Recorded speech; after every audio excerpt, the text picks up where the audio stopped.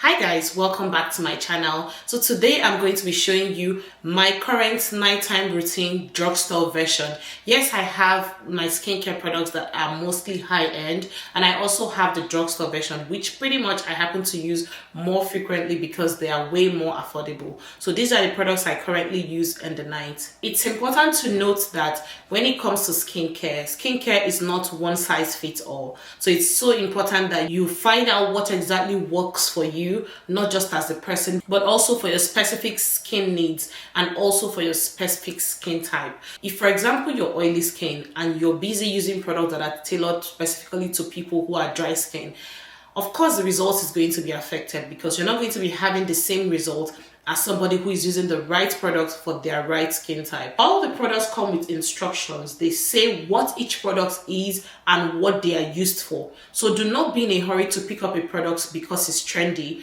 and you go and buy things that you end up complaining that they don't work.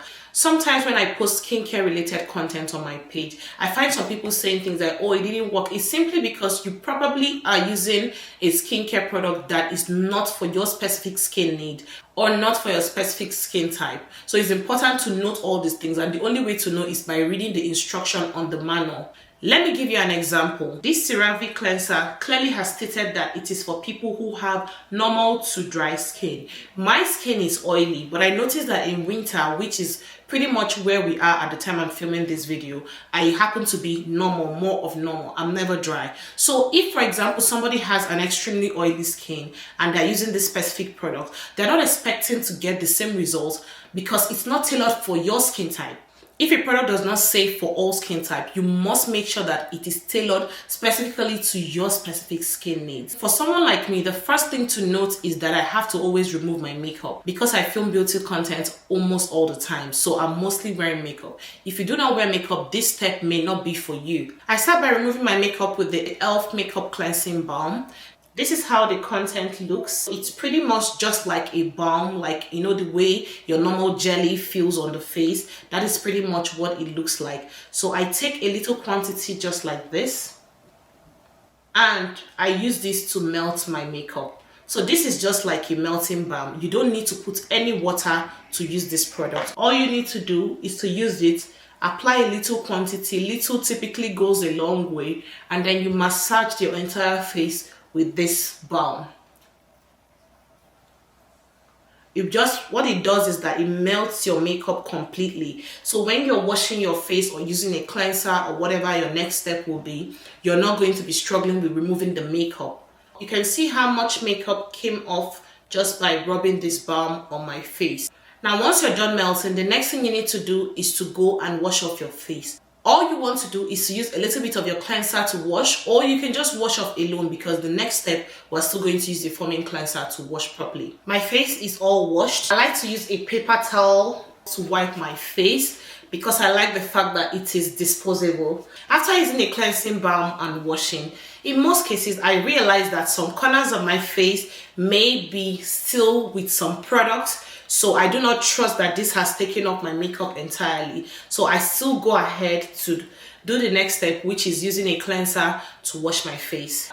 When it comes to cleansers, I have tried so many cleansers, a lot of high-end cleansers, and I find that in some cases there is not much difference. Yes, I've seen cases where the difference was clear, but on the average, the difference is not usually very much between high-end cleansers and low-end cleansers. It all depends on your pocket. This is just simply to say that you go for what exactly you can afford.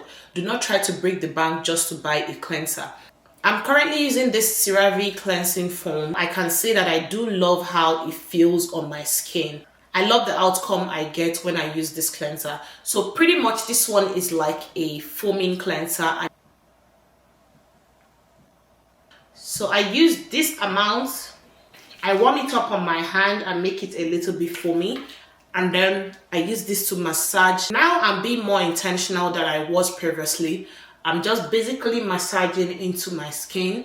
Now I'm focusing on making sure that the product goes into my pores, goes into the corners of my face, and I just basically use it to remove every impurity that may be on the surface of my skin. Once I'm done washing off, I typically would just dry using a clean paper towel. Some of you are still using your body towel to dry your face. Honestly, like, you want the results, you have to be willing to just do something differently. I used to be that person, but not anymore. So I just have my paper towel around my house. Paper towel in the house is pretty much what I use because it's disposable, so it's guaranteed that each time I want to use it, at least to an extent, it's very clean. The next essential step is to use a cleanser.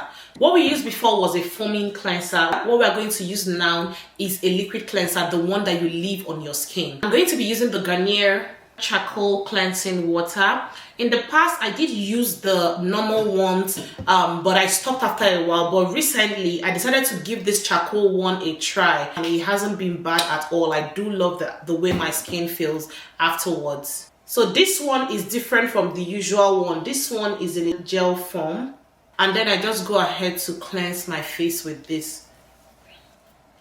Trust me, every single product you're using has its own unique role. Most times, even after washing your face and removing your makeup, you find out that when you cleanse, you still see a lot of dirt on the skin. All of that dirt is what typically causes breakouts because it builds up over time. You wash your face again, there are some that are still seated in the pores that are not out yet. So that is why it's so important that even though you don't do the whole complete routine every single night, make sure you do it at least 4 times a week. So even after all the washing, this is the amount of dirt that was still hidden on my skin, even with the washing that I did previously. That is why it's so important that after washing, you cleanse, because that is where the deep cleansing does happen.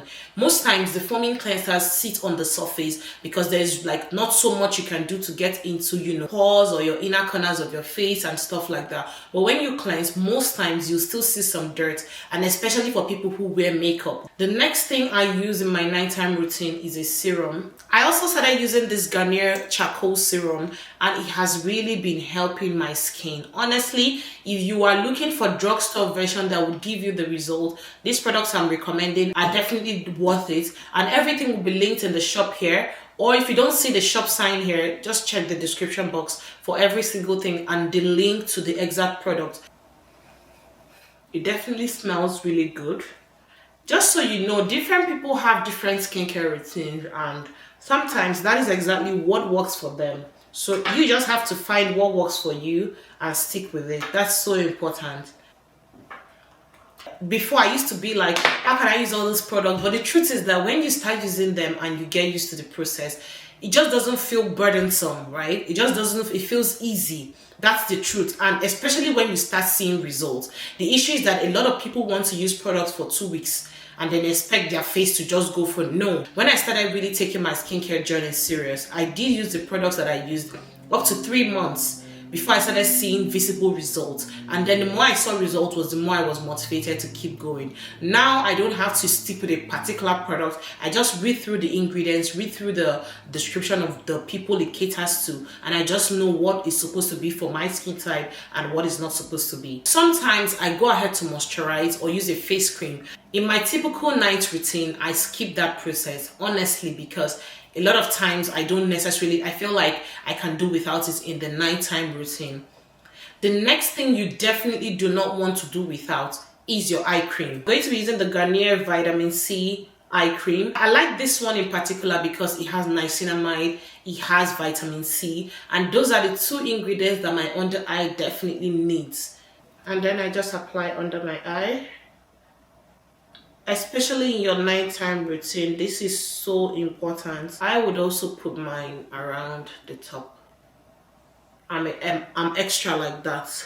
The final thing in my nighttime routine is just pretty much a lip balm, because you don't want your lips to feel too dry, start to crack over the night. So like I said in the beginning of this video, it's important that you go for products you can afford.